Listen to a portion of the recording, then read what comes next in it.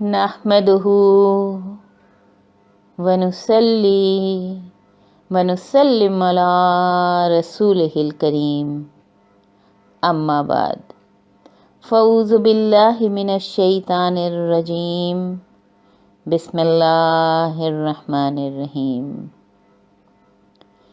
Simple جنہ course کا یہ 19th لیسن ہے۔ ایس جے کورس کے 2 پارٹس ہیں۔ پارٹ 1 ہے تھاٹس آن گیٹنگ اپ۔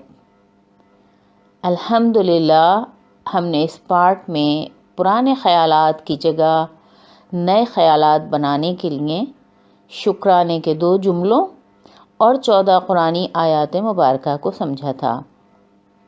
اب الحمدللہ ہم پارٹ 2 کر رہے ہیں، جس کا ٹائٹل ہے تھنگس ٹو ڈو ڈیلی۔ اس میں شروع میں ہم نے بتایا تھا کہ 12 اعمال ہیں جو روزانہ دن بھر میں اگر ہم کریں گے تو انشاءاللہ جنت کے مستحق بن جائیں گے۔ ابھی تک ہم نے شروع کے 3 اعمال نماز، ذکر اور استغفار پر بات کی ہے۔ آج انشاءاللہ درود پر بات کریں گے۔ ہم نے سمجھایا تھا کہ ہم جب بھی کوئی عمل کریں تو ہمیں سوچنا چاہیے کہ یہ عمل ہم کیوں کر رہے ہیں، اور یہی سوچ ہمارے عمل کو بہتر بنائے گی۔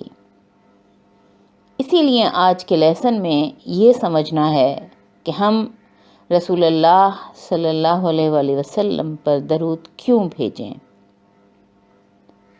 سب سے پہلے تو ذہن میں یہ رکھنا ہے کہ یہ اللہ سبحانہ و تعالیٰ کا حکم ہے۔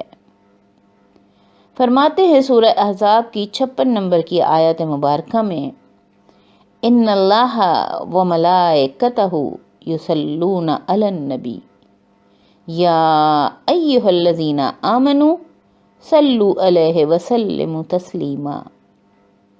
بے شک اللہ سبحانہ و تعالیٰ اور ان کے ملائکہ نبی صلی اللہ علیہ وآلہ وسلم پر درود بھیجتے ہیں۔ اے مومنو، تم بھی ان پر درود اور سلام بھیجو۔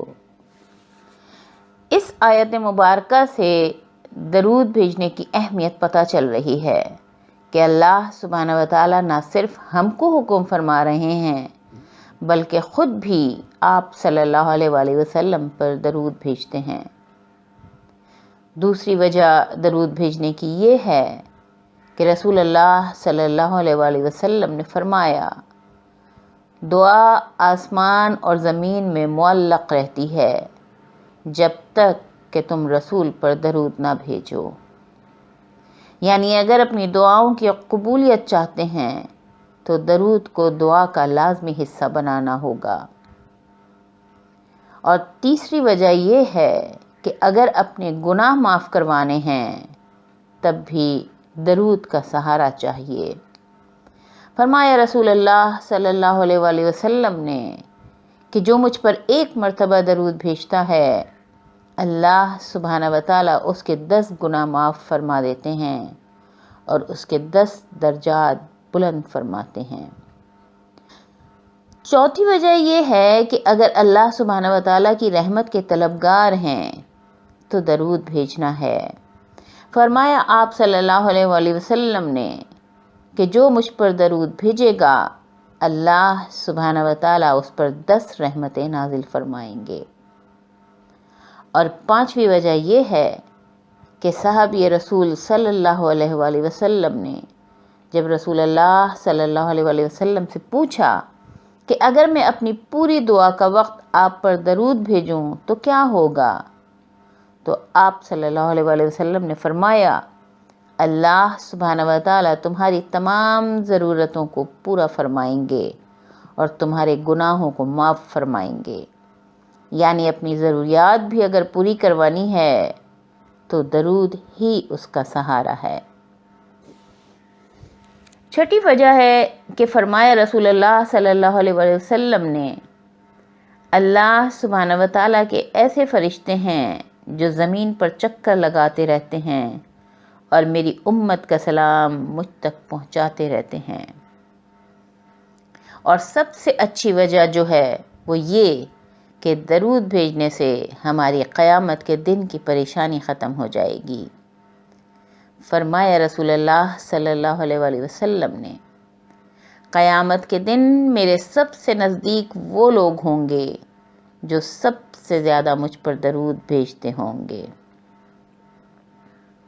نظر یہ آ رہا ہے کہ رسول اللہ صلی اللہ علیہ وآلہ وسلم پر درود بھیجنے سے اللہ سبحانہ وتعالیٰ کے حکم پر عمل ہو رہا ہے، دعائیں قبول ہو رہی ہیں، گناہ معاف ہو رہے ہیں، اللہ سبحانہ وتعالیٰ کی رحمتیں نازل ہو رہی ہیں، ہماری ضرورتیں پوری ہو رہی ہیں۔ رسول اللہ صلی اللہ علیہ وآلہ وسلم خود ہمارا درود سن رہے ہیں، اور سب سے بڑھ کر قیامت کے دن آپ صلی اللہ علیہ وآلہ وسلم سے قربت نصیب ہوگی۔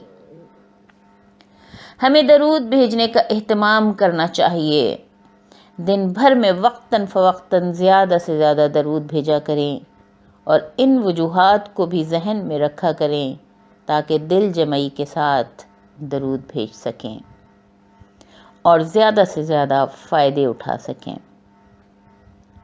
صحیح بخاری میں امام بخاری رحمۃ اللہ علیہ نے احادیث روایات کی ہیں کہ رسول اللہ صلی اللہ علیہ وآلہ وسلم نے فرمایا، قسم ہے اس ذات کی جس کے قبضہ قدرت میں میری جان ہے کہ تم میں سے کوئی شخص اس وقت تک مومن نہیں ہو سکتا جب تک کہ میں اس کو اس کی اپنی جان سے زیادہ عزیز نہ ہو جاؤں۔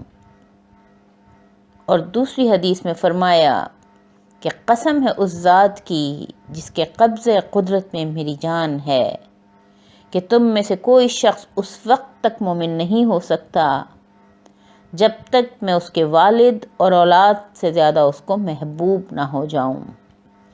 اسی لیے اس ایس کورس میں اگلی 2 آڈیوز جو ضمناً شامل کی گئی ہیں، جن میں رسول اللہ صلی اللہ علیہ وآلہ وسلم سے محبت کے حوالے سے مفصل بیان ہے، ان آڈیوز کو سننے کے بعد انشاءاللہ رسول اللہ صلی اللہ علیہ وآلہ وسلم سے محبت بڑھے گی اور آپ صلی اللہ علیہ وآلہ وسلم پر شوق سے درود بھیجنے کی خواہش پیدا ہوگی۔